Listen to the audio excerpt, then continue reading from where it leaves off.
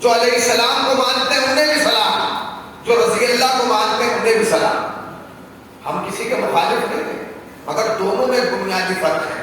علماء بیٹھے ان کی موجودگی میں کہا دونوں کے اندر ایک بنیادی فرق ہے۔ علیہ السلام میں اور رضی اللہ میں کوئی باریکی والا فرق نہیں، بڑا موٹا موٹا فرق ہے، بالکل جو دو جملوں میں آپ کی سمجھ میں آیا ہے۔ علیہ السلام میں اور رضی اللہ میں فرق یہ ہے کہ جو نبی کے دروازے پہ آ کے سلام کریں وہ سارے رضی اللہ ہیں، جن کے دروازے پہ جا کے نبی سلام کریں وہ سارے علیہ السلام ہیں۔ سلامات پڑھیں نا پر محمد وعلی ایک اور سلامات پڑھیں پر محمد وعلی۔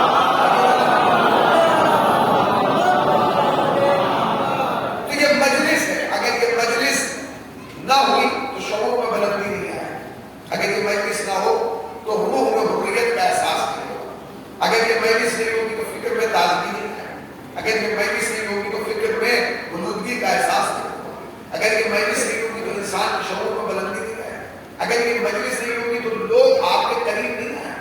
یہ مجلس ہی تو ہے تو لوگوں کی فکروں کو بڑھا رہے ہیں۔ اسی وجہ سے یقین جانیے کہ لوگوں نے اپنی مسجدوں کے دروازوں کو لکھ دیا کہ شیعہ کی مسجد ہے، سنی کی ہے، حنفی کی ہے، مالکی کی ہے، حنبلی کی ہے، قادری کی۔ آج تک کسی امام بارگاہ میں نہیں لکھا گیا کہ شیعوں کا امام بارگاہ ہے،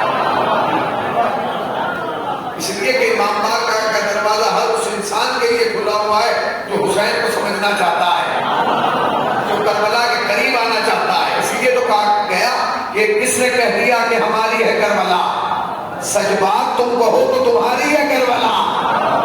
کربلا کہنے کے لیے، کربلا سمجھنے کے لیے عقیدے کا ہونا ضروری ہے، اچھی نیت کا ہونا ضروری ہے۔ تم کسے مانتے ہو یہ مسئلہ نہیں ہے، تم حسین کو کیسے مانتے ہو یہ مسئلہ ہے۔ دیکھیے میں جس آیت کریمہ کو میں نے تلاوت کیا مشہور زمانہ ہے، اس مجمع کے اندر ایک بھی فرد بشر ایسا نہیں ہے کہ جو اس آیت کریمہ کا حافظ ہے۔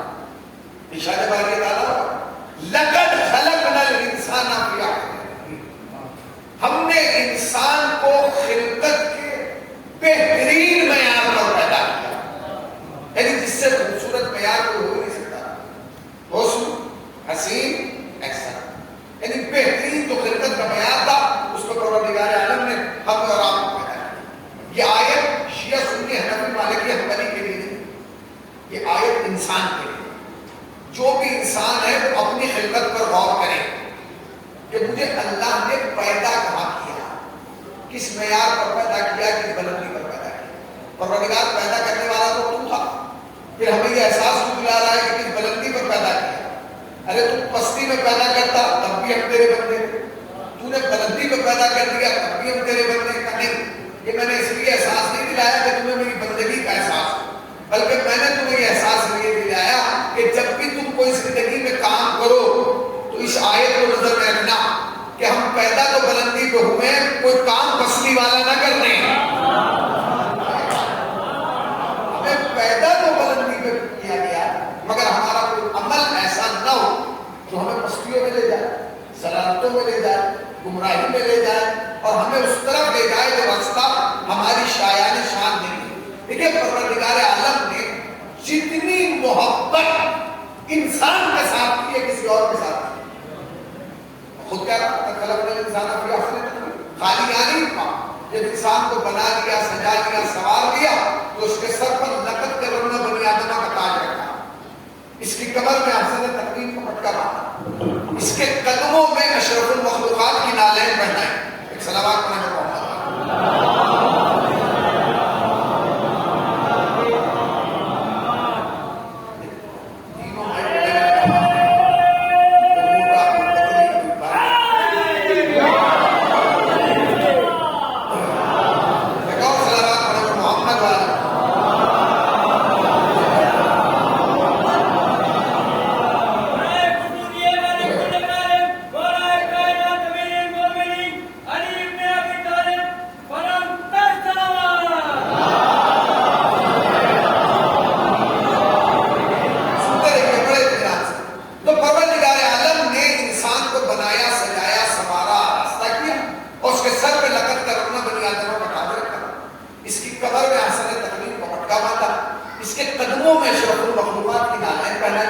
تاکہ اس کے قد و قامت کے برابر کائنات نظر آئے. یہ تو پوری کائنات کو اس نے بنایا, یہ زمین اس نے بنائی, یہ آسمان اس نے بنایا, یہ ستارے اس نے بنائے, یہ سورج اور چاند سب کچھ اس نے بنایا, مگر ناز انسان پہ کیا, فخر انسان پہ کیا, غرور انسان پہ کیا. اگر اپنی خلقت پہ کوئی ناز کیا تو کہہ دیا کہ میں نے انسان کو بنایا. تو پروردگار سورج بھی تو تم نے بنایا, چاند بھی تو تم نے بنایا, ستارے بھی تو تم نے بنایا, دریا بھی تو تم نے بنایا, درخت بھی تو تم نے بنایا. کہنے لگے نہیں, وہ سب کچھ میں نے بنایا مگر انسان بھی میں نے بنایا. اس میں اور ان میں فرق کیا ہے؟ کہنے لگے سورج چاہے جتنا بڑا سکے مگر اگر انسان اپنی پہ آ جائے تو انگلی کے اشارے سے پلٹا سکتا ہے. آئے آئے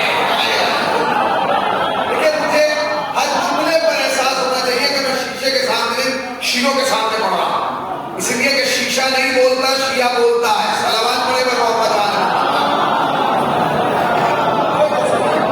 صاحبان نظر لوگ ہیں, پڑھے لکھے لوگ افراد موجود ہیں, وہ لوگ ہیں جو میڈیسین ہیں, جو لیکچر سنتے ہیں. اسی اعتبار سے میں اپنی خطابت کا ایک قافلہ لے کے آگے بڑھ رہا ہوں. جہاں آپ تک بات پہنچے مجھے احساس ہونا چاہیے کہ بات آپ تک پہنچ گئی.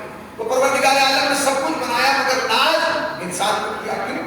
کیونکہ چاند سورج تو اس نے بنایا مگر اس نے بتایا کہ سورج تو بہت بڑا ہے, مگر اگر انسان اپنے معیار تک پہنچ جائے اور انسان میں کامل بن جائے تو انگلی کے اشارے سے سورج پلٹا سکتا. چاند بہت بڑا ہے مگر اگر انسان اپنی پہ آ جائے تو انگلی کے اشارے سے 2 ٹکڑے کر سکتا. ستارے بہت بڑے بڑے ہیں مگر اگر انسان اپنی پہ آ جائے تو ستارے کو ڈوہڑی پہ بلا سکتا. اگر مجمع جاگ رہا ہے تو لفظ ہو بھائی دنیا میں اور ہم میں فرق تو یہی ہے نا کہ دنیا ان کے پیچھے چل رہی ہے جو ستاروں میں تقدیر بتا رہے ہیں, ہم ان کے دروازے میں بیٹھے جن کے دروازے میں ستارے اپنی تقدیر ڈھونڈ رہے ہیں. سلام پڑھے پر محمد وآل محمد.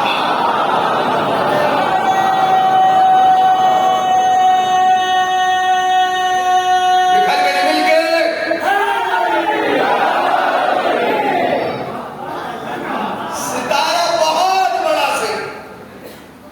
انسان اپنے کمال تک پہنچ جائے اور انسان ایک کامل بن جائے تو اسے اپنے دروازے پہ بلایا کریں, سورج پلٹایا کریں, چاند کے 2 ٹکڑے کیے, درخت بڑا ہرا بھرا سے, بڑی شاخیں, بڑی پتیاں, بڑی ٹہنیاں سے, مگر اگر انسان کامل اپنے معیار تک پہنچ جائے تو اسے انگلی کے اشارے سے بلایا.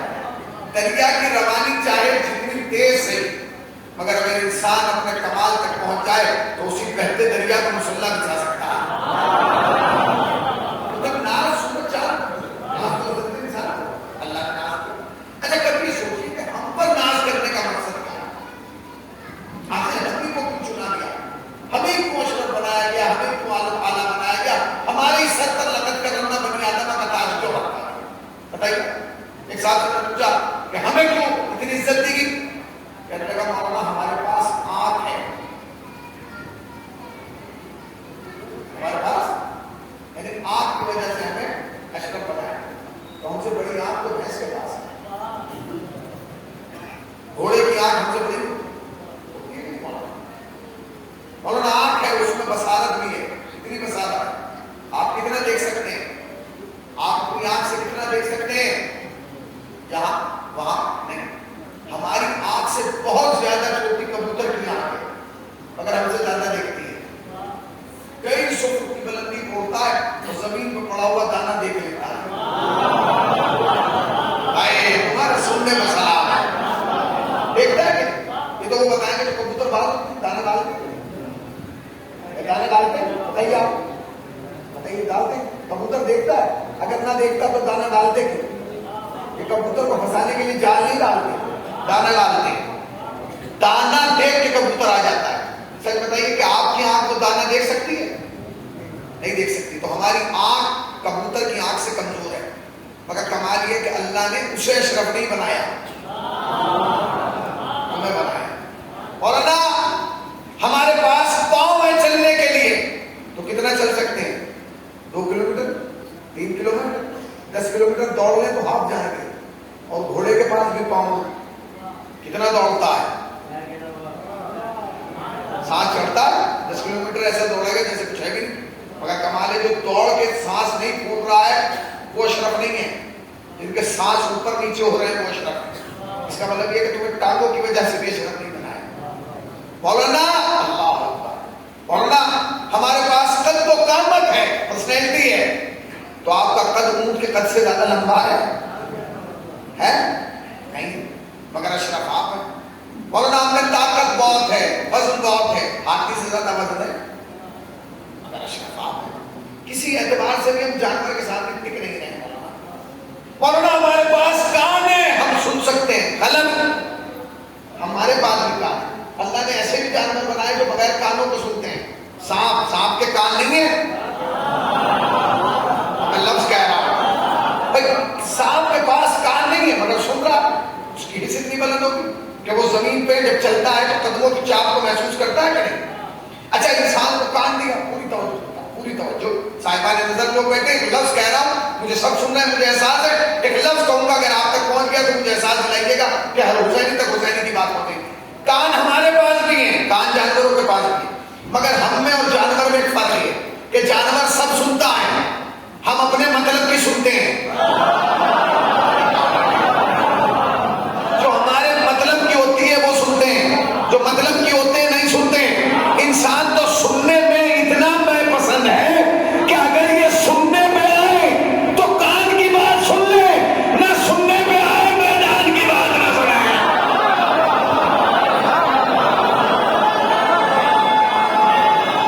گھر کے مل کے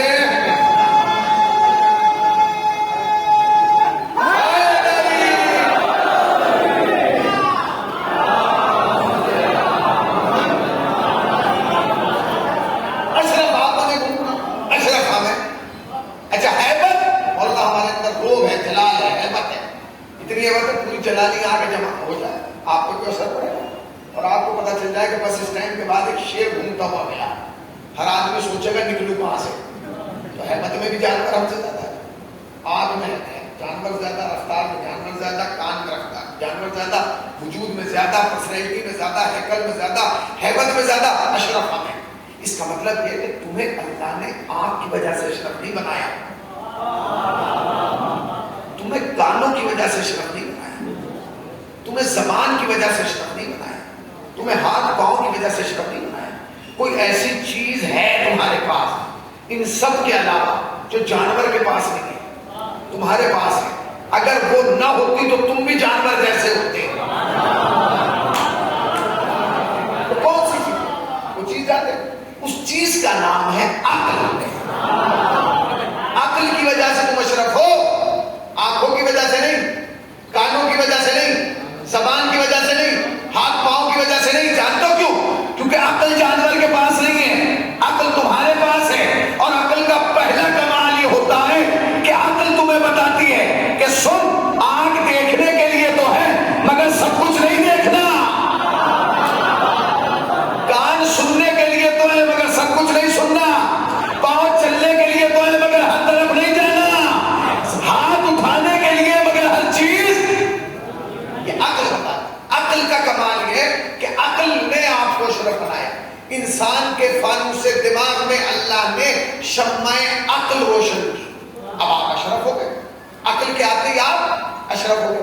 اگر آپ اشرف نہ ہوتے, آپ کے پاس عقل نہ ہوتی, تو آپ میں اور جانور میں کوئی فرق. آپ کہیں گے مولانا کیسے بات کر رہے ہیں, جانور میں اور ہم میں فرق کیوں نہیں؟ بتاؤں گا آپ کو. میں نے دو ہی چیزیں بندھی ہوئی دیکھی زنجیروں سے, یا پاگل کو باندھا جاتا ہے یا جانور کو باندھا جاتا ہے. بھائی پاگل آپ نے زنجیروں میں نے دیکھے, کتنے لوگوں نے دیکھے, ذرا ہاتھ اٹھائے. تو جب سب نے دیکھے تو میں لندن کی بات تو کر رہی ہوں, ایران قرآن کی بات نہیں کر رہا ہوں. جو میں دکھا رہا ہوں وہ دیکھیے. بھائی یہ بتائیے زنجیروں میں جانور باندھ کے رکھا جاتا ہے, بھینس, گائے, یہ سب جانوروں کو باندھ کے رکھا جاتا ہے. اور اگر آدمی کے پاس عقل ختم ہو جائے تو خود گھر والے باندھ کے رکھتے ہیں. کیوں؟ کیونکہ جیسے ہی عقل ختم ہوتی ہے نا مولانا, اس کے اندر سے حس ختم ہو جاتی ہے. اسے یہی نہیں پتا کہاں بیٹھنا ہے, کہاں بیٹھے ہیں آپ, اسے یہی پتا نہیں ہوتا کہ کس کی جگہ بیٹھنا ہے, کہاں نہیں بیٹھنا, کیا کھانا ہے, کس کا کھانا ہے. جب عقل ختم ہو جاتی ہے تو کوئی کہیں بھی بیٹھ سکتا ہے اور کوئی کچھ بھی کھا سکتا ہے. سلام علیکم محمد والے محمد.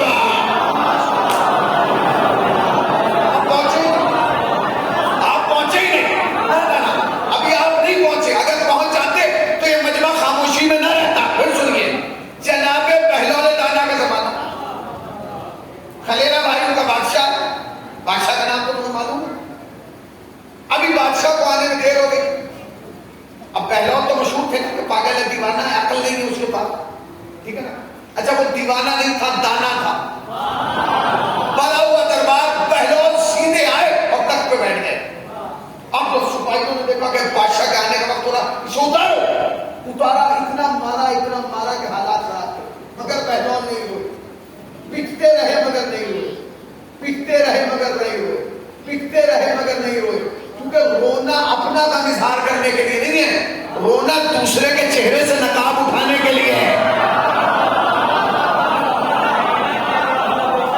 نہیں ہوئے. جیسے ہی ان کا بھائی آیا اور تخت پہ بیٹھا تو پہلوان نے رونا شروع کیا. کہہ رہے ہیں اب تک نہیں رو رہا، بھائی کو دیکھ کے رو رہا، بادشاہ کو دیکھ کے رو رہا، تاکہ بادشاہ ہمیں ڈانٹے. اس نے کیا ہوا؟ بھائی انہوں نے مجھے مارا. بادشاہ نے تم نے پہلوان کو کیوں مارا؟ حضور اس لیے مارا کیونکہ آپ کی جگہ بیٹھ گیا تھا، اس لیے مارا. پہلوان نے کہا اچھا تم نے مجھے اس لیے مارا کیونکہ میں ان کی جگہ بیٹھا ہوں، اگر میں نہ وہاں بیٹھتا تم نہ مارتے؟ کہنے نہ مارتے. اور روئے. بھائی چپ ہو جا، خدا کے واسطے رو کیوں رہا ہے؟ پورا ماحول خراب کرا اور رو رہا ہے. اس نے کہا اس کو مرہم پٹی کراؤ، اسے چپ کراؤ. جو اس کو کھانے کو وہ نہیں چپ ہوتے، رو رہے ہیں. تو کہنے لگا اتنا تو مارا بھی نہیں، رو کیوں رہا ہے؟ کہ نہیں میں اپنی وجہ سے نہیں رو رہا ہوں، اب تو میں تیری وجہ سے رو رہا ہوں.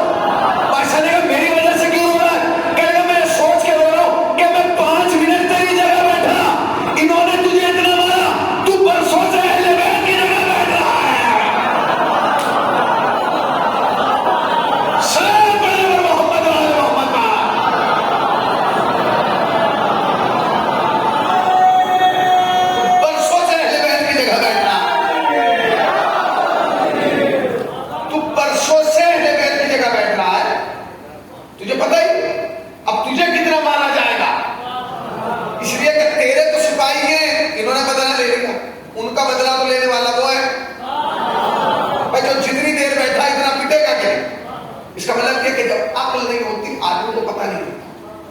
عقل ہوتی ہے تو اپنے مقام جانتا ہے، وہیں بیٹھتا ہے. عقل ہوتی ہے تو اسے یہ نہیں پتا ہوتا کیا کھانا ہے. کیونکہ جانور کے پاس عقل نہیں ہے نا، لہٰذا یہ سوال نہیں ہے. آپ کے بغل میں کھیت ہے، بہترین چری لگی ہوئی تیار ہے ماتا، ایک بکرا یا بکری یا بھینس یا گائے آئی اور چل گیا. دنیا کا کوئی کورٹ کوئی عدالت ایسا ہے جو اس پہ کوئی قانون لگا نہ دے گا؟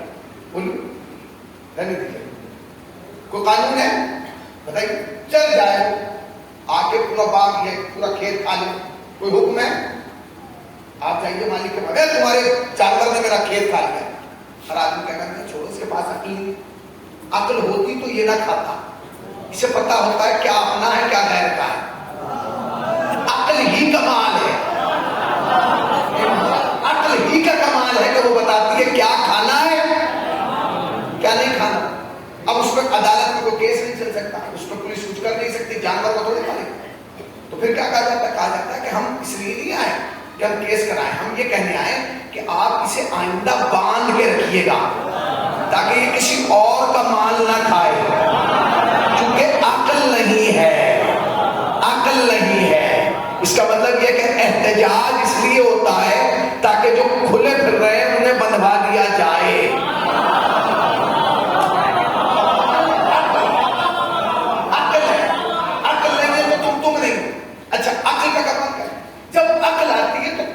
ساتھ لے کے آتی ہے، بغیر عقل کے وہ نہیں آتی.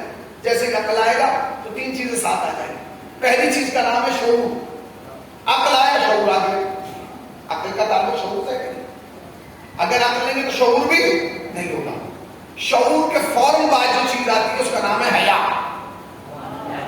اور حیا کے پیچھے جو آتی ہے اس کا نام ہے غیرت. اگر عقل نہ ہو تو حیا بھی نہیں آئے گی، شعور بھی نہیں آئے گا، غیرت بھی نہیں آئے گی. یہ عقل کے بعد ان تینوں چیزوں کے آنے سے انسان کی شخصیت سنورتی ہے. کیونکہ شعور انسان کو متوجہ کرتا رہتا کیا کر رہا ہے،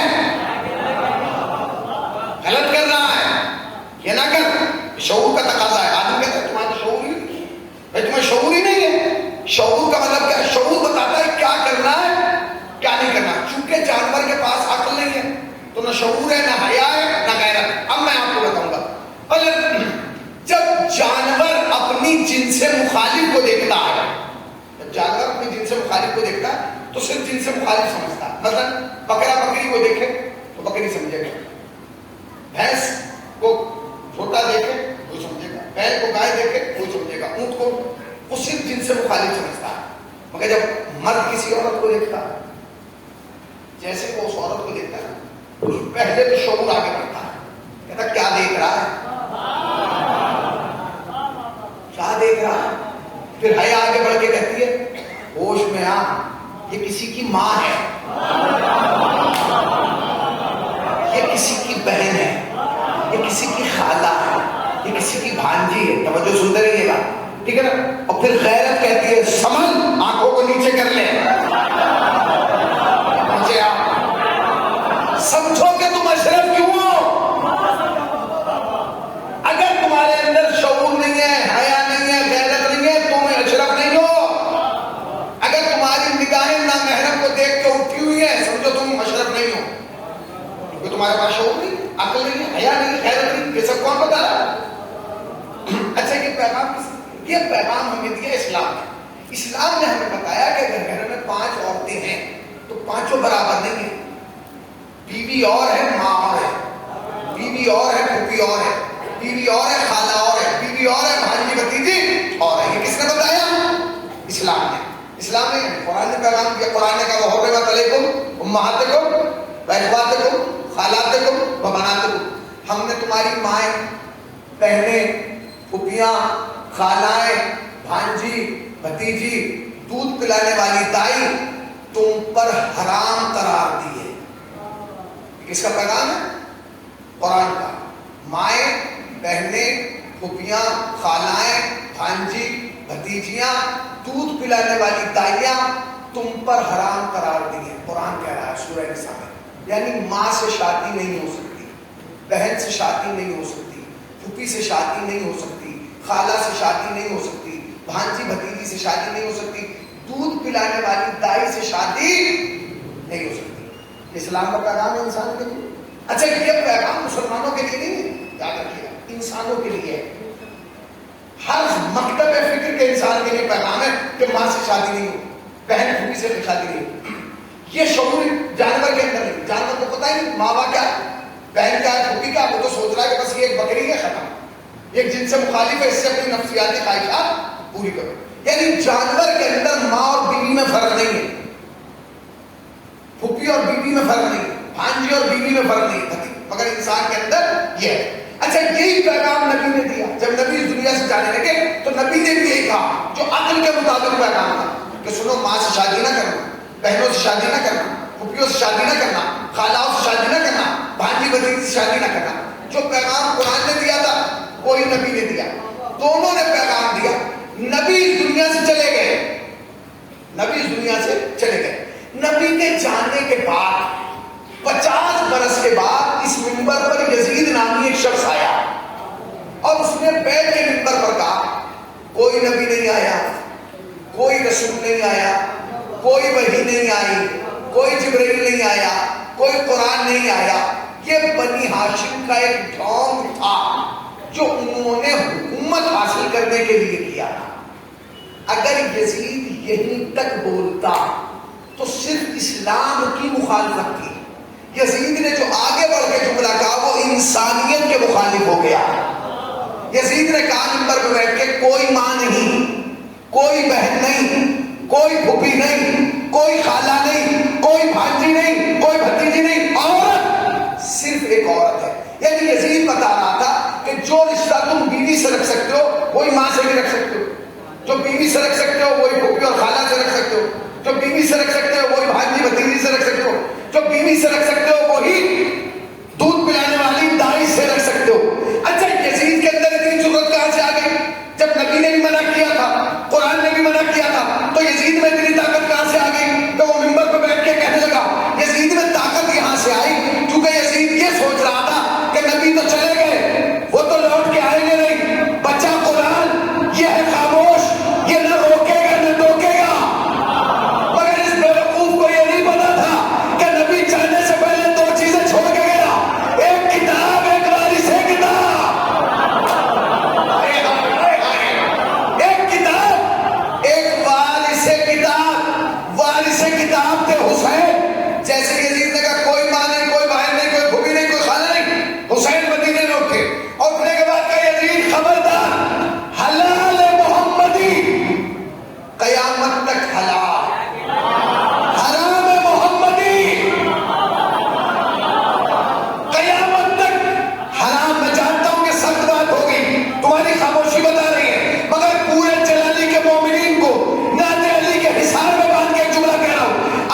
یزید کی اور حسین کی فکر میں سمجھ میں آ گیا فرق کیا ہے. یزید کہہ رہا تھا کوئی ماں نہیں، کوئی پھوپھی نہیں، کوئی بہن نہیں، کوئی خالہ نہیں، اور حسین نے کیا کہا حلال محمدی قیامت تک حلال، حرام محمدی قیامت تک حرام. مطلب کیا؟ ماں قیامت تک ماں، بہن قیامت تک بہن، پھوپھی قیامت تک پھوپھی، خالہ قیامت تک خالہ. ہاتھ جوڑ کے جملہ کرو چنالی والوں، یاد رکھنا آج کے بعد دل چھوٹا نہ کرنا کہ فلاں مجلس میں نہیں آتا، فلاں جلوس میں نہیں آتا، فلاں ازا کھانے میں نہیں آتا، کیونکہ سب ازا کھانے میں نہیں آتے. حسین کو وہی مانتا ہے جو ماں کو ماں مانتا ہے.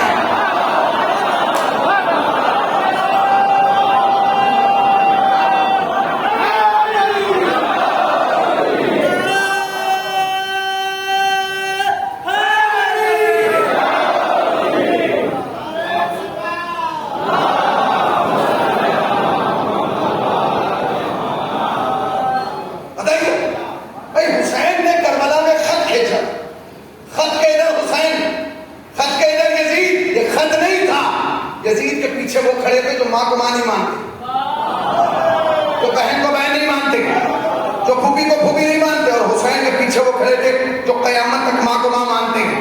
اب آج کے بعد پریشان کیوں ہو کہ فلاں حسین کو نہیں مانتے؟ ہاں غلط. یہی وجہ ہے حسین کو ماننے کے لیے مذہب کی قید ہے. آپ کربلا آئیے، اربعین میں ساتھ ہندو گئے کہ نہیں، سکھ گئے کہ نہیں، سنی گئے کہ نہیں، حنفی گئے کہ نہیں؟ یہ کیوں جا رہے ہیں؟ یہ تو شیعہ نہیں ہے. کہنے لگے مولانا اس لیے جا رہے ہیں کیونکہ ماں کو ماں مانتے ہیں، بہن کو بہن مانتے ہیں، پھوپھی کو پھوپھی مانتے ہیں، خالہ کو خالہ مانتے ہیں. یاد رکھنا یزید رشتے مٹانے جا رہا تھا، حسین رشتے بچانے جا رہا تھا. اگر آج پوری دنیا میں رشتوں کا احترام ہے تو صرف حسین کی وجہ سے نہیں پہنچے آپ. بھائی آج آپ یہ بتائیے خالی یہاں چلا لی کربلا کا اصل ہے، حسین کے دروازے پہ کتنے گئے بولیے آپ؟ کتنے گئے اس بار؟ 21 ملین، یعنی 2 کروڑ 10 لاکھ. بس یہی تو فرق ہے حسین کو اوروں میں کہ دنیا کا مجمع گھٹ رہا ہے، حسین کا مجمع بڑھ رہا ہے. دنیا کا مجمع گھٹ رہا ہے، حسین کا مجمع بڑھ رہا ہے. دنیا کا سب سے بڑا اسلامک مجمع ہوتا تھا حج میں، اس کی تعداد ہوتی تھی 35 لاکھ. اس سال گورنمنٹ نے پابندی لگا کے وہ کر دیا 10 لاکھ. حج میں اس سال 10 لاکھ گئے، اربعین میں اس لاکھ 21 ملین گئے. ہم دونوں مجمعوں کو سلام کر رہے ہیں، کعبے والے کو بھی کربلا والے کو بھی، انہیں بھی سلام اور انہیں بھی سلام. مگر دونوں میں فرق جانتے ہو کیا ہے؟ پوری توجہ، دونوں میں فرق یہ ہے کہ جہاں لاکھوں میں لوگ آئے وہاں پانی بک رہا تھا، جہاں کروڑوں میں آئے پانی بڑھ رہا تھا.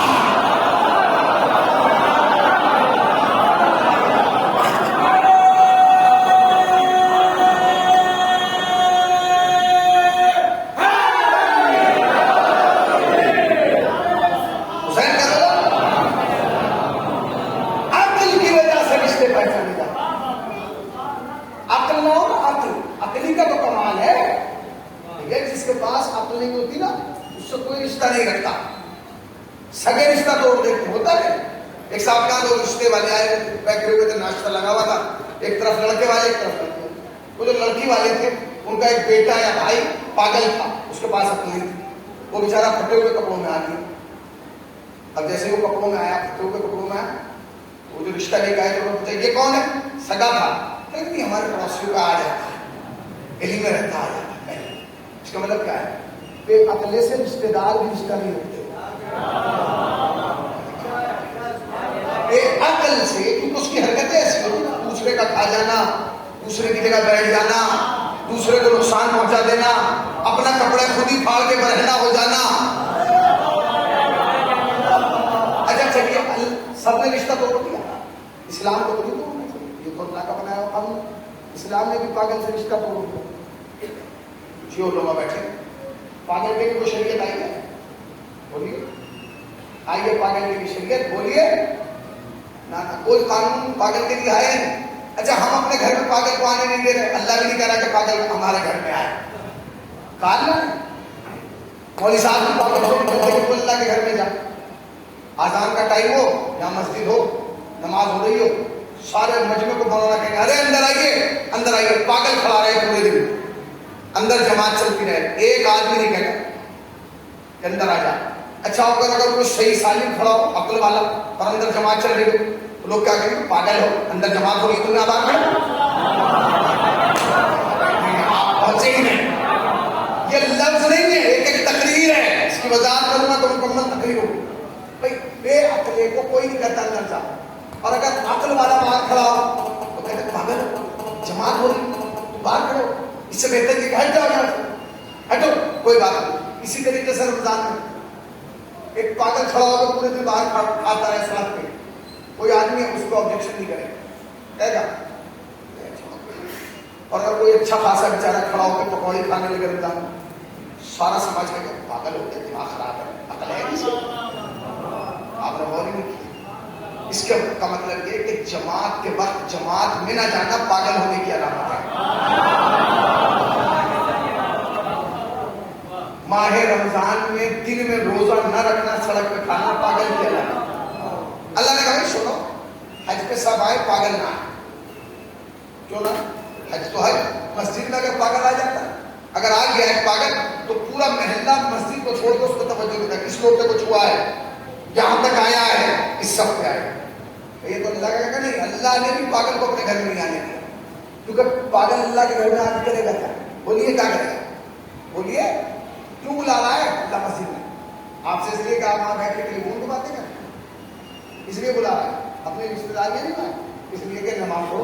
نماز کیا پڑھنا, نماز کیا ہے, نماز کی معراج کا نام ہے سجدہ. اللہ چاہتا ہے کہ تم اس کی بارگاہ میں آ کے سجدہ کرو, بس وہ سجدہ اس کی بارگاہ میں کرو. سجدہ کسے کہتے ہیں, عقل یاد رکھیے گا, سجدہ کسے کہتے ہیں, 7 اعضائے سجدہ کو مٹی پہ ٹکا دینے کا نام سجدہ. 7 چیزیں جب تک نہیں ٹکیں گی سجدہ نہیں کرو. وہ 7 چیزیں کیا ہیں, 2 ہتھیلیاں, 2 گھٹنے اور 2 پاؤں کے انگوٹھے, ایسے نہیں ایسے, یہ 7 چیزیں اور ایک پیشانی. پیشانی, ہاتھ, گھٹنے اور انگوٹھے. میں آپ سے سوال کروں, علماء بیٹھے ہیں ان کی مسجد میں, ایک آدمی 6 چیزیں پورے دن ٹکائے رکھے مسجد میں, حکم سجدہ لگ جائے گا, بولیے لگے گا, ارے بولیے. ابھی آپ اسلام کے فلسفے کو نہیں سمجھے کہ اس نے عقل کو کتنی اہمیت دی. اجی نہیں, سر ٹکانا ہوگا, وہ یہاں سے ٹکائے, حکم سجدہ لگ جائے گا, رخسار رکھ دے, حکم سجدہ لگ جائے گا, تھوڑی رکھ دے, حکم سجدہ لگ جائے گا, نہیں, یہ ٹکائے. یہاں کچھ نکل گیا, ادھر سے ٹکائے, ادھر سے ٹکائے, مگر پیشانی ٹکائے. جانتے ہو, کیونکہ سجدہ سر کو رکھنے کا نام نہیں ہے, عقل کو رکھنے کا نام ہے. کہاں بیٹھے ہو, سجدہ پیشانی ٹکانے کا نام نہیں مولانا, عقل کو ٹکانے کا نام. اللہ یہ نہیں چاہتا کہ تم اپنا سر اس کی بارگاہ میں رکھو, عقل رکھو. کیوں, کیونکہ تمہارے پاس جو کچھ ہے وہ عقل کی وجہ سے. میں مولوی عقل کی وجہ سے تو ہوں, یہ خطیب عقل کی وجہ سے تو ہے, وہ عالم عقل کی وجہ سے تو ہے, آپ ڈاکٹر عقل کی وجہ سے تو ہے, وہ شاعر عقل کی وجہ سے تو ہے. اور قریب آ جاؤں, غرور اسی عقل میں تو ہے, تکبر اسی عقل میں تو ہے, گھمنڈ اسی عقل میں تو ہے, انانیت اسی عقل میں تو ہے. اللہ یہ چاہتا ہے یہ سارا غرور اس کی بارگاہ میں رکھے گے. سبحان ربی الاعلی و بحمدہ, صلی اللہ محمد و آل محمد.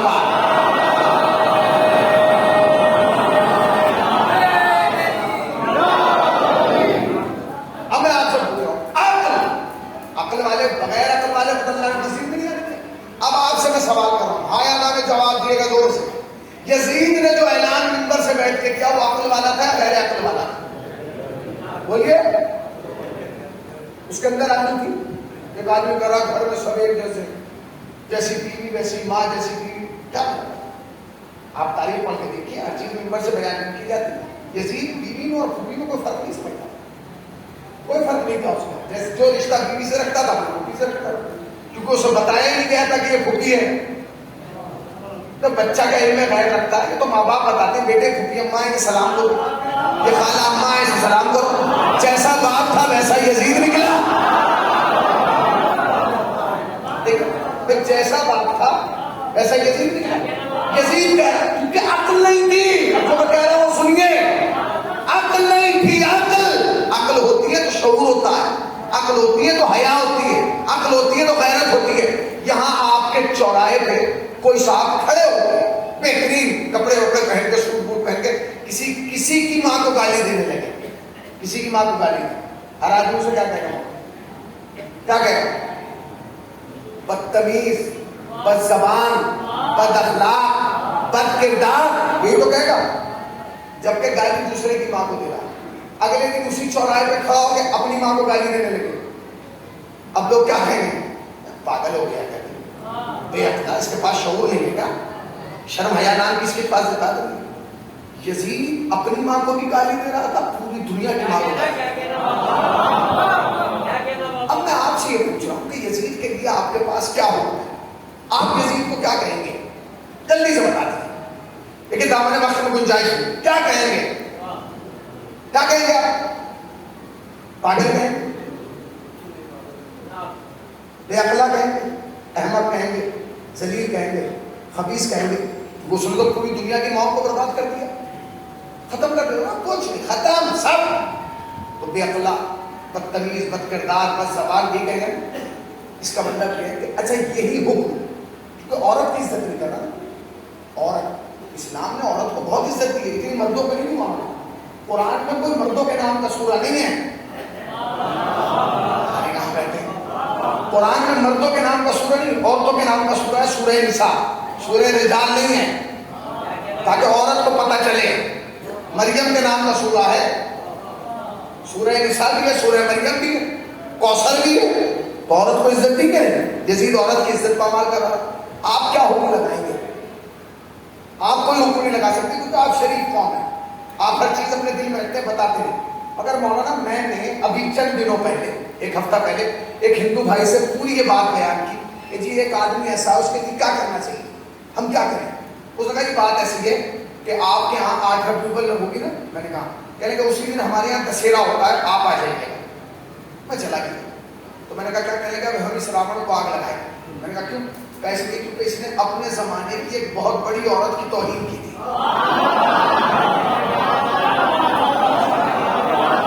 سمجھ رہے ہیں میں کیا کہہ رہا ہوں؟ بھائی انہوں نے اپنے زمانے کی ایک پوتر عورت کی، ایک اچھی خاتون کی، ایک اچھے گھرانے کی خاتون کی توہین کی. ہندو سماج ہر چوراہے پر کھڑا ہو کے آگ لگا دیتا. اس کا مطلب یہ کہ ہندوؤں کو بھی اتنا معلوم ہے کہ جو اپنے زمانے کی اچھی عورت کی توہین کرے اسے گلے سے نہیں لگانا چاہیے، اسے جلا دینا چاہیے. تو یزید تو پوری دنیا کی عورتوں کی توہین کر رہا ہے. وہ تو کہہ رہا تھا کوئی ماں نہیں، کوئی بہن نہیں، کوئی اس کے لیے آپ کے لیے کیا ہوگا؟ جلائیں گے یا بچائیں گے؟ بولیے. بس یہی تو تعجب ہے مجھے. وہ انسان جو اپنی ماں کو ماں نہیں کہہ رہا ہے، وہ لوگوں کے خوابوں میں آ رہا ہے.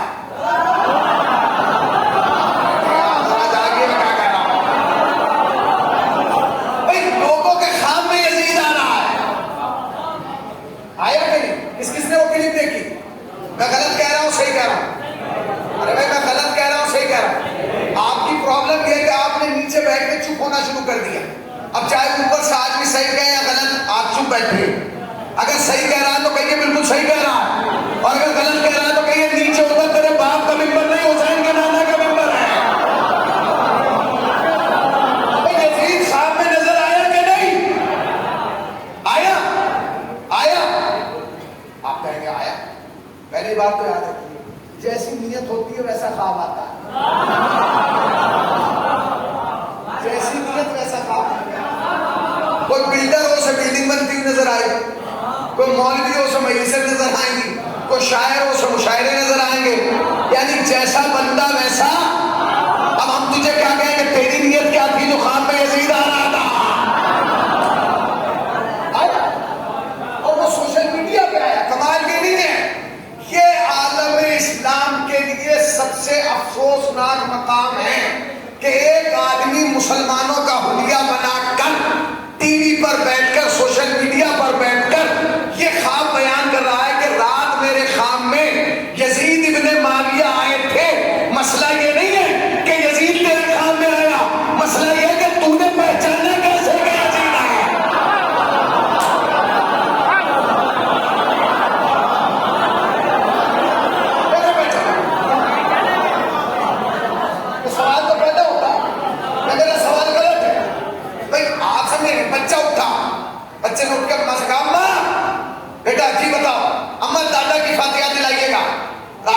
دادا آئے تھے.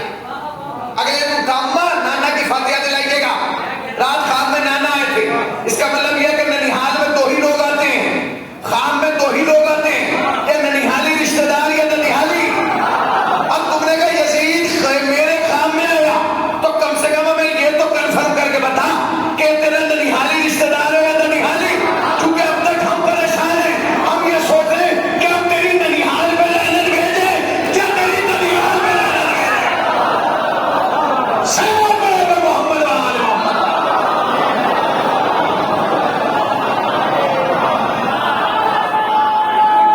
گھر کے مل کے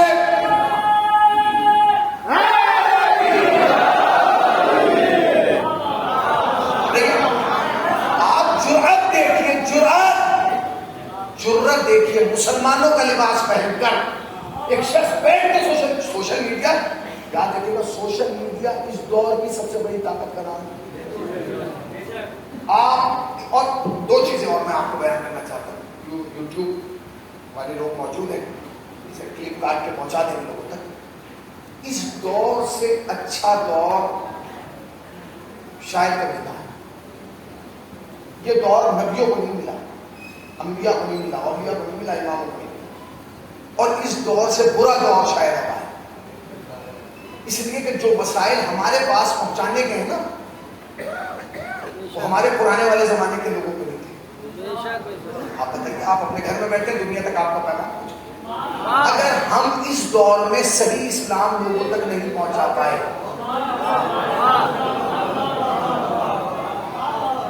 اب بجائے اس کے کہ ہم دنیا کو بتاتے کہ بھائی یزید کون تھا, ہم اسی سوشل میڈیا پہ آ کے بتانے یزید میرے خواب میں آیا.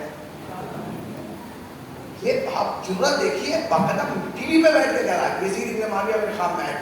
میں نے پوچھا کہ آپ نے حسین رضی اللہ کو قتل کیا, اچھا یہ بتاؤ کہ سارے سوال چھوڑ کے یہی سوال آپ کے دماغ میں کیوں آیا؟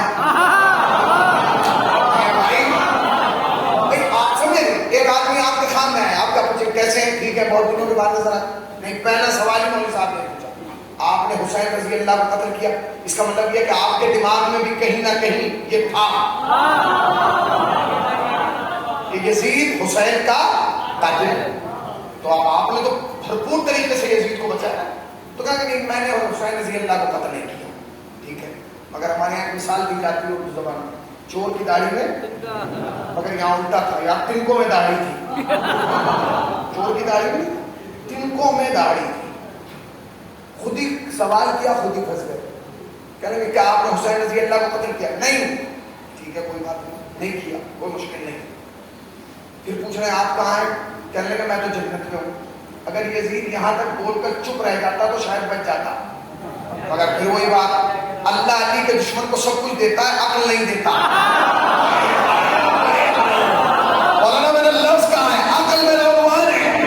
اللہ علی پورے مجمع کی توجہ, اللہ علی کے دشمن کو سب کچھ دیتا ہے, دولت, حکومت, اقتدار, سیاست, وجاہت, سب کچھ دیتا ہے, عقل نہیں دیتا. کربلا کے میدان میں 9 لاکھ تھے, عقل نہیں تھی, ایک عقل والا تھا, وہی نکل کے چلا گیا.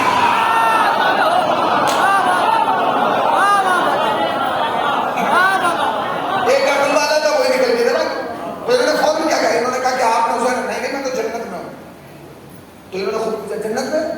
اب یہ خود ہی بول رہے ہیں اللہ نے مجھے معاف کر دیا. میں یہیں پھنس گیا, یہیں پھنس گیا. یہ کہا بتائیے, اللہ نے مجھے معاف کر دیا. ہمارا سوال یہ ہے کہ معاف کیوں کیا؟ اگر وہ خطا نہیں تھی تو پھنسا کیوں؟ لعنت ہے ان لوگوں پر جو اس دور میں یزید کی حمایت کر رہے ہیں. وہ کسی بھی عقیدے کے ہیں, کسی بھی نظریے کے ہیں, کسی بھی سوچ کے ہیں, کسی بھی لباس کے ہیں, اگر وہ یزید کی حمایت کر رہے ہیں وہ لعنتی تھے, لعنتی ہیں, لعنتی رہیں گے. نہیں, میں نے غلط ملا کہا, میں اس کو پوری وضاحت کے ساتھ بیان کروں. سنو شیعوں کا عقیدہ, ہم شیعوں کا عقیدہ بیان کر رہے ہیں اس ممبر سے. ہم خالی حسین کے دشمن پر لعنت نہیں بھیجتے, نہ, یہ ادھورا کام ہے. ہم ممبر سے کہہ رہے ہیں, یہاں سے لے کر نجف اشرف تک اپنے مراجع کے عقیدے کی بھی ذمہ داری لے کے کہہ رہا ہوں. ان کا بھی عقیدہ یہ ہے کہ جو رسول کا دشمن ہے وہ لعنتی تھا, لعنتی ہے, لعنتی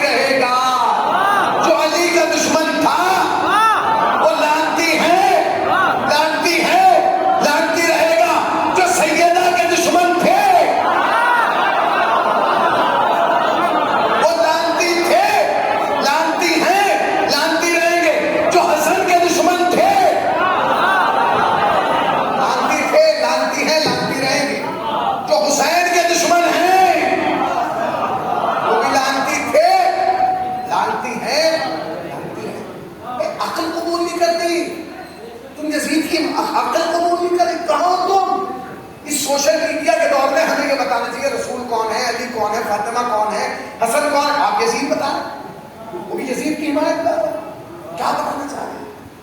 یاد رکھیے گا, میں جملہ کہنا چاہتا ہوں, بڑی آہستہ سے جملہ کہوں گا, صاحبان اپنے لوگ بیٹھے ہیں, اگر شہر میں ایک ڈاکٹر کی نقلی ڈگری پکڑی جائے نا, تو جو پرانے کلینک چلاتے ہیں نا, ان کی بھی چیکنگ ہو جاتی ہے.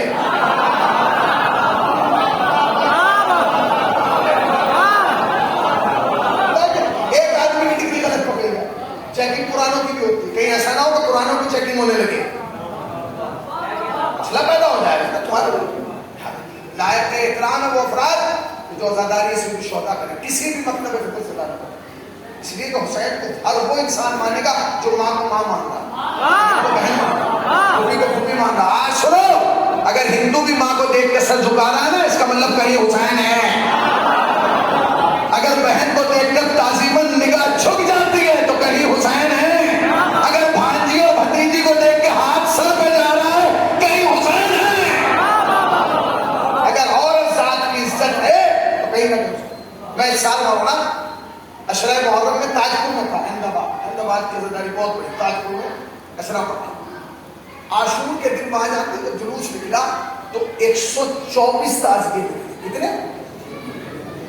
کتنے 124 تازیے. کمال یہ تھا کہ ہر تازیے کو گورنمنٹ نے ایک نمبر دیا تھا کہ وہ اپنے ہی نوبت پہ, نہ کہ ایک ساتھ سب نکل گئے تو مسئلہ ہو جائے. تو جس خانے میں ہم پڑھ رہے تھے ان کا 21 نمبر تھا, 21 نمبر کو تازیے دے اور تازیے 30-35 لاکھ کے تازیے دیکھیے, ایسا لگ رہا ہے کہ جناب امیر کا حرم آ رہا, اتنے بڑے بڑے تازیے, اللہ علیہ السلام. اچھا نکلے اور وہاں پرشاسن باقاعدہ پورے دن ایک اسٹیج بنا کے اس کو بیٹھا رہا, D M S P magistrate سب بیٹھے رہے, اور جب تازیہ وہاں سے گزرتا تھا تو اس تازیے کو روکتے تو باقاعدہ اعلان کرتا تھا کہ اس تازیے کو نکلتے ہوئے اتنے دنوں گئے, اس میں اتنا وزن ہے, اتنی لکڑی ہے, اتنا کاغذ ہے, یہ سب پورا بتا کے. جب سب چلے گئے اور واپس دفن کر کے آئے تو جو 124 تازیوں میں جو سب سے اچھا تازیہ گورنمنٹ کی نگاہ میں تھا, انہوں نے اسے شکریہ دی اعزازی طور پر. ہماری نگاہ میں تو سب اچھے ہیں, چاہے وہ سونے کا ہو یا کھپچوں کا ہو, تازیہ میں تازیہ ہے.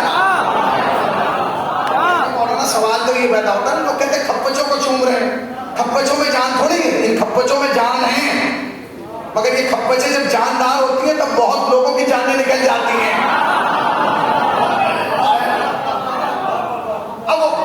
اب کمال کی بات یہ تھی, وہ سنیے جو مین بات ہے, جب وہ تازیے دفن ہو گئے تب ہمیں پتا چلا کہ ان 124 تازیوں میں شیعوں کے صرف 7 یا 8 تازیے.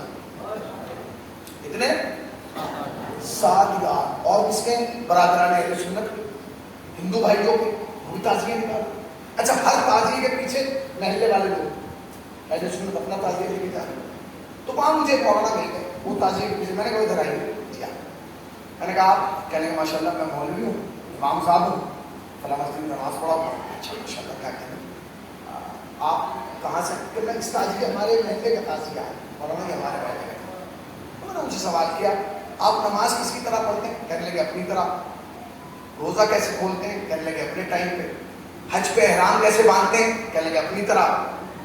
اچھا زکوٰۃ کس کے حساب سے دیتے ہیں؟ کہنے لگے اپنی طرح. میں نے کہا حضرت میرا ایک سوال ہے, نماز آپ اپنی طرح پڑھتے ہیں ہاتھ باندھ کے, روزہ اپنے ٹائم پہ رکھتے ہیں, حج پہ اپنے اعتبار سے جاتے ہیں, زکوٰۃ اپنے اعتبار سے دیتے ہیں, تعزیہ ہماری طرح کیوں اٹھاتے ہیں؟ اب جو انہوں نے جواب دیا وہ سن لیجیے اور جاگ جائیے, پوری توجہ. انہوں نے کہا مولانا سب کچھ اپنی طرح اس لیے کرتا ہوں تاکہ دنیا کو بتا سکوں میں سنی ہوں, اور تعزیہ اس لیے اٹھاتا ہوں تاکہ دنیا کو بتا سکوں سنی ہوں, یزیدی نہیں ہوں.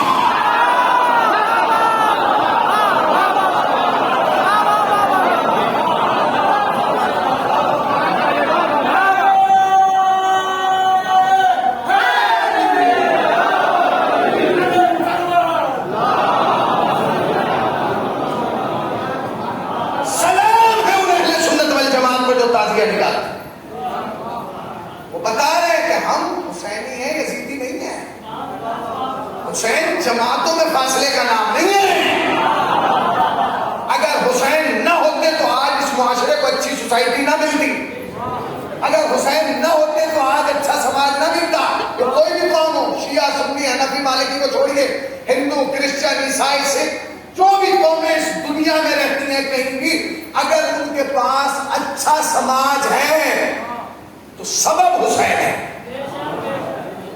ہے کیسے؟ بتا رہا ہوں کیسے. حسین کربلا میں سماجی تو بنانے آئے تھے اچھا، جو یزید اور اس کے باپ نے ختم کر دیا تھا.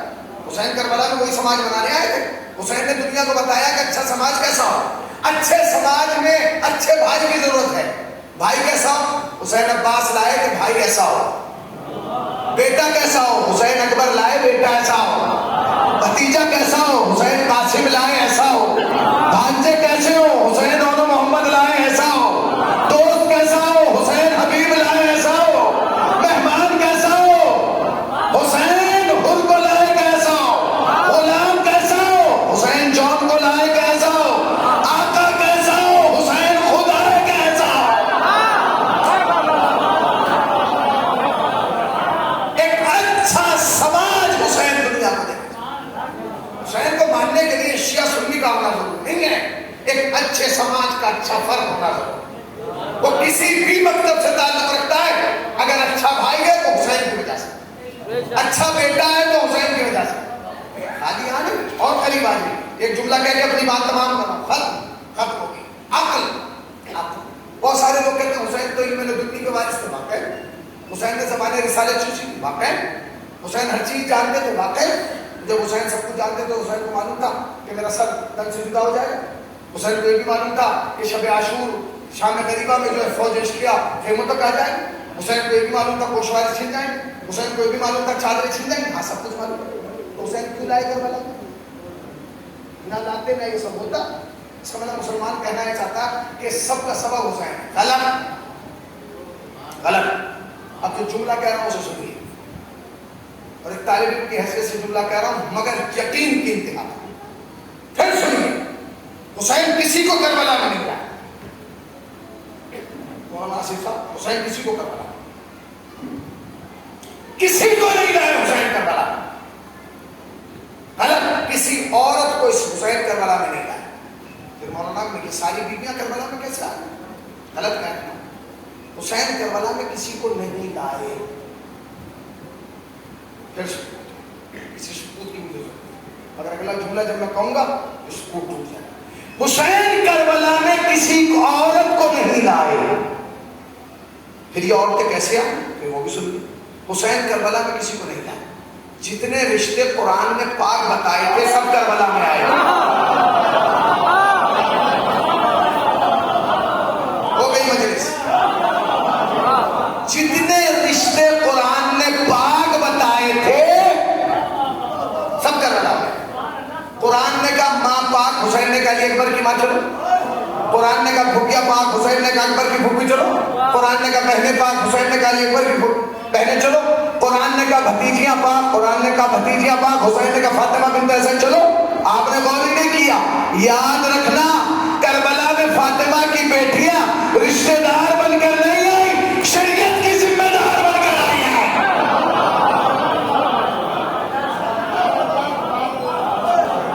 حسین ایک اچھا سماج، حسین ایک اچھا معاشرہ بنانا چاہتا. حسین بتا رہے تھے کون کیسا ہو. پھر سنیے، کوئی رشتہ نہیں. جتنے رشتے قرآن نے پاک بتائے تھے وہ سب کا بتا. آخری لفظ کہہ رہا ہوں سب اصول کر. خدا کی قسم اگر آیت نہ آتی فاطمہ کی بیٹیاں میدان میں نہ آتی. اور نہ پوری توجہ، آیت اگر میدان میں نہ آتی فاطمہ کی بیٹیاں کربلا کے میدان میں نہ آتی. کیونکہ یہ فاطمہ کی بیٹیاں ہیں، انہوں نے اپنی ماں کی زندگی کو دیکھا ہے کہ جب آیت نہیں آئی، جب تک ماں بھی میدان مباہلہ میں نہیں آئی، جب تک آئے مباہلہ نہیں آئی تب تک فاطمہ میدان میں نہیں آئی. بس امت کی بیٹیوں میں اور فاطمہ کی بیٹیوں میں یہی تو فرق ہے. فاطمہ کی بیٹیاں جب آتی ہیں جب آیت آ جاتی ہے، امت کی بیٹیاں جب آتی ہیں جب لعنت آ جاتی ہے.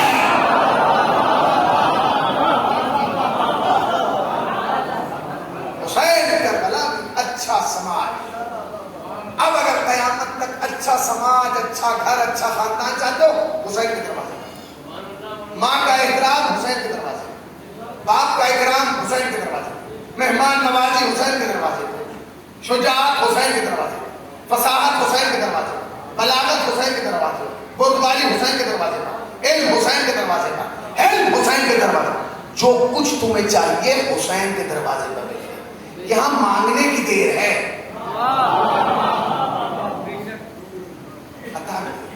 ایک جملہ کیا کہ اپنی تقریر سمجھ. یاد رکھنا میں ان بزرگوں کے لیے نہ پڑھتا ہوں نہ پڑھنے کے لیے میرے پاس کچھ ہے جو سفید داڑھی والا ہے، مگر یہ جوان بیٹھا ہے اس کی داڑھی کالی ہے ابھی نکل گئی ہے جوانی نہیں کرتا.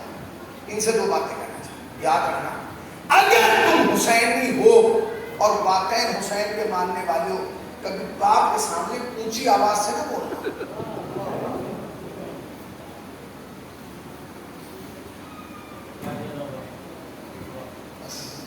ماں کے سامنے تلخ لہجے میں گفتگو نہ کرنا، کبھی اپنے سماج کے بزرگوں کی توہین نہ کرنا، اس لیے کہ جو اپنے ماں باپ کی عزت نہیں کرتا نا حسین کو وہ پسند نہیں کرتا. اور یاد رکھو جسے حسین پسند نہیں کرتے اسے اللہ بھی پسند نہیں کرتا.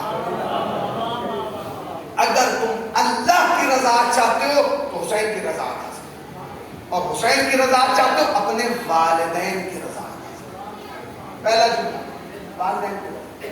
دوسرے بہت سیاسی جملہ ہے، حساس جملہ ہے، حقیقتوں پر. دنیا کی ہر ترقی کی چابی کا نام ہے علم.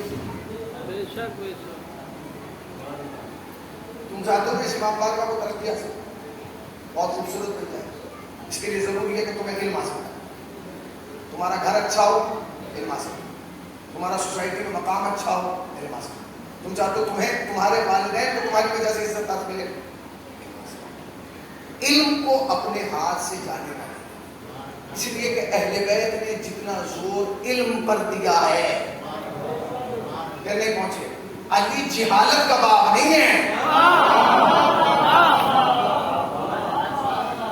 علی باپ علم ہے. جانتا ہوں پہلی جنگ جنگ کے بدر والے بدر، اسی جنگ میں حضرت علی نے سب سے پہلے جسے قتل کیا اس کا نام ابو جہل. ابو جہل ختم کر دیا، علی نے مارا اپنے ہاتھ سے ابو جہل کو، کیونکہ علی جانتے تھے کہ جب تک جہالت رہے گی اسلام سمجھ میں نہیں آئے گا. علم حاصل خدا کے واسطے علم حاصل کریں، اپنے والدین کا. اور یاد رکھنا علم حاصل کر کے کبھی ڈگری پہ غرور نہ کرنا، مطلب ڈاکٹر بن گیا، انجینئر بن گیا، پروفیسر بن گیا. والدین کے بغیر ہی ڈگریاں بھی بیکار ہیں. میں زندہ تجربہ بتاؤں گا مولانا، میں نے ڈگری ہولڈر آٹو چلاتے ہوئے دیکھے اور جاہل بلڈنگیں بنواتے دیکھے. تو ڈگریاں جہاں تھم جاتی ہیں والدین کی دعائیں وہاں اٹھا کے لے جاتی ہیں. اگر تم اپنی قسمت بدلنا چاہتے ہو تو بس اس قسمت کو اپنے والدین کے حوالے. جب ماں بہنیں بھائی عزیز اقربا تمہارے ہاتھ میں دعا یقین جانا ماں کی دعائیں بہت کامیاب. میں ہاتھ جوڑ کے تم سے کہہ رہا ہوں جوان، ایک سید ہونے کی حیثیت سے، ایک ذاکر، ایک خطیب، ایک مولوی کا اپنے والدین کا احترام. والدین کے علاوہ اس دنیا میں کچھ نہیں. جن کے ہیں وہ خدمت کر لیں، جن کے نہیں ہیں وہ ایصال ثواب کریں. اس لیے کہ اگر تم ان کے لیے وہ قبر میں بھی تم سے ایسا نہیں غافل نہیں، وہاں بھی دعا کرو. اپنے بھائی کا احترام کرو، اگر بڑا بھائی ہے اسے عزت دو، اس لیے کہ تم حضرت علی سے بڑے نہیں ہو. حضرت علی نے پوری زندگی یقین کو عزت دی ہے. بتایا کہ چھوٹا بھائی اگر علی ہی کیوں نہ ہو پھر بھی عزت دی. عزت اگر عزت دو گے تو عزت پاؤ. اچھا سماج ایسے ہی بنتا ہے، ہر آنے والے کا احترام. یہ فرش ازا تہذیب ازا بھی سکھاتا ہے اور تہذیب معاشرہ بھی سکھاتا ہے. عقل اللہ نے تمہیں عقل دی ہے، اس کا استعمال کرو. تم حیوان نہیں ہو، تم جانور نہیں ہو، تم کچڑا وغیرہ نہیں ہو. تمہارے اندر اللہ نے شعور استعمال. کربلا میں حسین نے ہر طریقے سے عقل کا استعمال کیا. خدا کی قسم تم آؤ تو صحیح، دیکھو تو صحیح، تمہیں احساس ہوگا کہ حسین نے ایک اچھا سماج بنانے کے لیے کتنی قربانیاں دی. کون دے دے گا؟ کیا کوئی اچھا سماج بنانے کے لیے اکبر جیسے بیٹے کی قربانی دے دے گا؟ خدا مرحوم کو بڑی رحمت فرمائے، وزیر صاحب کے درجات بلند ہو، ان کو جوان ہے. اتنا عالی شان امام پاک کا جب جب مجلس یہاں ہوگی سال انہیں ملے گا، ثواب انہیں ملے گا. ہاں ثواب انہیں ملے گا. کیوں؟ اس لیے کہ ثواب جاریہ. ایک شخص سڑک پہ نلکا لگوا دیتا ہے، جب تک لوگ نلکے سے پانی پیتے رہتے ثواب. ایک شخص پلیا بنوا دیتا ہے، ثواب ملتا رہتا. نہیں، یہ تو بڑی چیز ہے. اگر ایک شخص سڑک پہ پڑا ہوا ٹھیلا اینٹ پتھر اٹھا کے کنارے رکھ دیتا ہے، جب تک لوگ اس سے بچتے رہتے ہیں اس سارے ثواب ملتا رہتا ہے. تو حسین تو پورا سماج بدل گیا. حسین کا مولا تمہیں کوئی غم نہ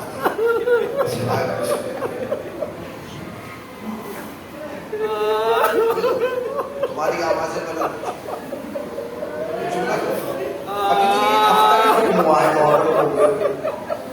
محرم ختم ہوئے ایک ہی ہفتہ گزرا ہے نا. خدا کی قسم یہ ایک ہفتہ بڑا اداس گزرا ہے.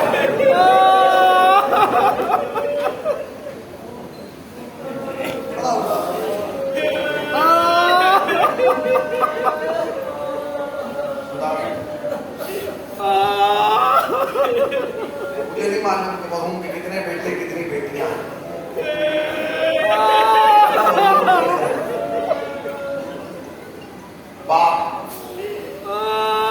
ہمارے یہاں منبروں سے زیادہ جو زور دیا گیا ہے وہ ماں کے حوالے سے دیا گیا ہے. روایات نہیں ہوئی. مگر مولانا میں اپنے قوم کے جوانوں کو ایک جملہ کہنا چاہتا ہوں. یاد رکھنا، جو تمہیں 9 مہینے پالتی ہے وہ ماں ہے، جو تمہیں زندگی بھر پالتا ہے وہ باپ ہے، جو تمہیں سایہ دینے کے لیے خود دھوپ میں چلتا ہے وہ باپ ہے. باپ بڑا حساس رشتہ ہے، بڑا حساس رشتہ. اتنا حساس رشتہ ہوتا ہے کہ اپنے آپ کو فنا کر دیتا ہے، ختم کر دیتا ہے اولاد کے سکون کے لیے. اور تمہیں کربلا میں ایک باپ دکھاتا ہوں.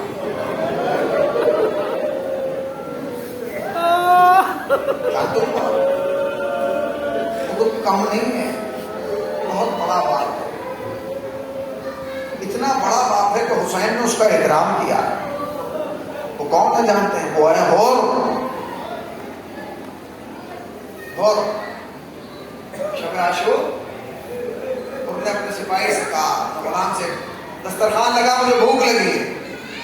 غلام نے دسترخوان پوچھا، دسترخوان پیچ گیا تو غلام دوڑا ہوا آیا. اس نے کہا حضور دسترخوان لگ گیا، آئیے کھانا تناول فرمائیں. اور انہوں نے پورے دسترخوان کو دیکھا، کہا اٹھا لے، مجھے بھوک نہیں لگ رہی. غلام نے دسترخوان چھوڑا، بغل والے خیمے میں گیا جہاں حر کا بھائی بیٹھا اور جا کے کہنے لگا آقا نہ جانے آج آپ کے بھائی کو کیا ہوگی، پہلے دسترخوان لگایا پھر کہنے کو اٹھا لے، مجھے بھوک نہیں. بھائی نے کہا اچھا میں آ رہا ہوں. بھائی کے پاس گیا اور حر کے پاس جا کے کہنے لگا بھائی کیا ہوا، پہلے آپ کہہ رہے ہیں دسترخوان لگا پھر کہہ رہے ہیں اٹھا. اس نے کہا کیا وہ بھوک نہیں؟ کہا بھوک تھی مگر ختم ہو گئی. کہا کیسے ختم ہو گئی؟ اس نے بھائی نے حر کا ہاتھ پکڑا بھائی کا، کہنے لگے تجھے معلوم ہے حسین نے ہماری مہمان نوازی کیسے کی؟ پہلے ہمیں پانی پلایا، پھر ہمارے جانوروں کو پانی پلایا، پھر ہمارے گھوڑوں کو سمو کو پانی ڈالا، پھر ہماری گرم زراعت کو پانی ڈالا. اگر حسین ہمیں پانی پلا کر رک جاتے تو کیا آج تک پانی ختم ہوتا؟ اس نے کہا نہ ہوتا. بھائی یہ کہہ کے ہاتھ پکڑ کے ٹیلے پلایا کہ ذرا میرے ساتھ اس ٹیلے پر چل. اور نے اپنے بھائی کو ٹیلے پہ لا کے کھڑا کیا اور کہنے لگا یہ جو آوازیں ہوا کے دوش پہ آ رہی سے سن. اب جو حر کے بھائی نے کان لگا کے سنا تو کیا سنا؟ حسین کے خیموں سے چھوٹے چھوٹے بچوں کی آواز آ رہی تھی، اللہ تاش ہائے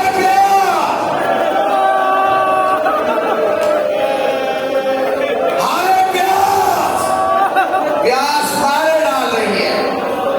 اللہ دیکھ رہا یہ آوازیں سن رہا ہے؟ ہاں بھائی سن رہا. یہ سب آوازیں تیری وجہ سے، تیری وجہ سے. کہا بھائی کرنا کیا ہے؟ کہا کرنا کیا بس حسین کی طرف جانا. اور چلا، جیسے ہی چلا بھائی آ گیا. کہنے لگا بھائی کہاں جا رہے ہو؟ کہا حسین کی طرف جا رہا.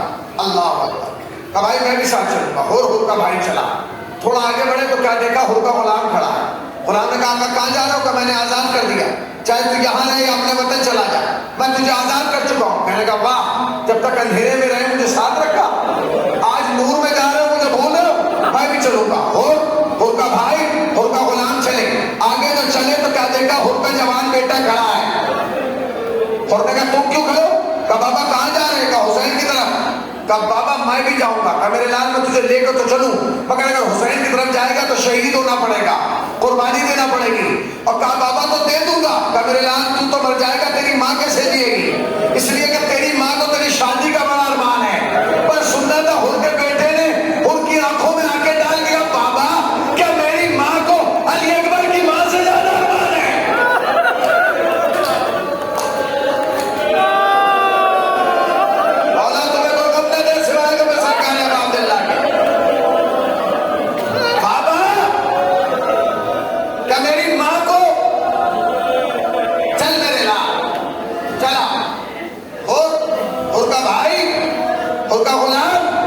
بیٹا ادھر سے چلے، ادھر حسین کرسی پہ بیٹھے، آواز دی حبیب، جی مولا، اکبر، جی بابا، حبیب ہو رہا ہے، میں ہر کا استقبال کروں گا، تم ہر کے بھائی کا استقبال کرنا، علی اکبر تم ہر کے بیٹے کا استقبال کرنا، ٹھیک ہے۔ ادھر سے وہ چار آ رہے، ہر کا بھائی، ہر کا غلام، ہر کا بیٹا، ادھر سے تین بڑھ رہے ہیں، ہر کے استقبال کو حسین، ہر کے بھائی کے استقبال کو حبیب، اور ہر کے بیٹے کے استقبال کو اکبر۔ چند قدم چلے تھے حسین، پیچھے سے قدموں کی آواز آئی، حسین نے پلٹ کے دیکھا عباس آ رہے ہیں، عباس ہم نے تمہیں تو نہیں بلایا، مولا نہیں بلایا مگر میں آ گیا، عباس تم کیوں آ گئے؟ کہیں گے مولا ہر کا استقبال آپ کریں گے، ہر کے بیٹے کا استقبال اکبر کریں گے، ہر کے بھائی کا استقبال حبیب کریں گے، مگر مولا ہر کے ساتھ ہر کا غلام آ رہا ہے، اے مولا غلام